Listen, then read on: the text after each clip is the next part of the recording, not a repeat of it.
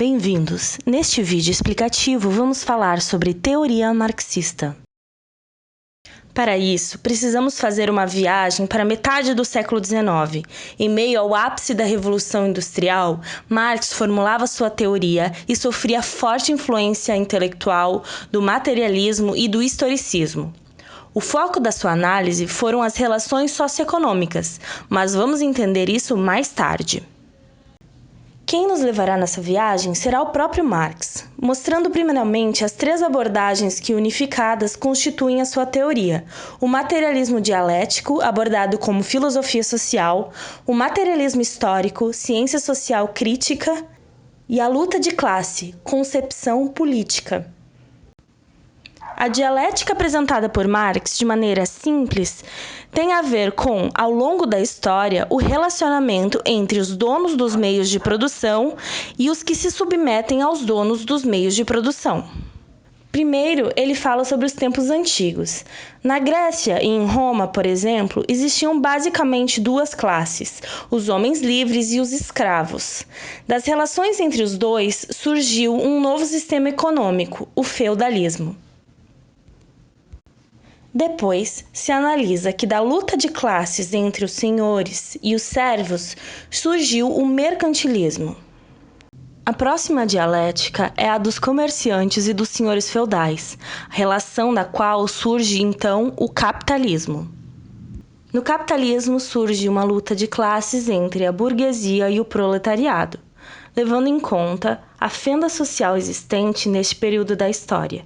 Segundo a visão de Marx, desta relação surgiria o comunismo. Ele define o comunismo como o fim dos sistemas econômicos de produção, pois no comunismo não haveria disputa de classes.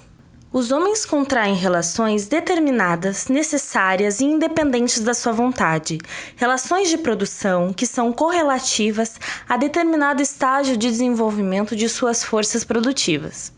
Nessa frase, Marx faz uma crítica de que a liberdade individual é formal, mas que na prática não se aplica.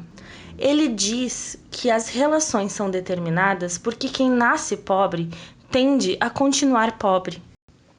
E necessariamente, o proletariado trabalha pela sua própria sobrevivência, aceita receber menos e trabalhar mais para que consiga se manter. Independentes da sua vontade, porque quando se passa por necessidades, mesmo que a pessoa não queira se submeter a determinado trabalho, acaba precisando para garantir a sua sobrevivência. O que define a situação social do indivíduo não é a lei, mas sim a situação econômica. Para Marx, a infraestrutura é a base que, abrangendo as relações de produção e o capital, define as relações na sociedade. A superestrutura é a esfera ideológica que permeia estas relações, mas que não as define.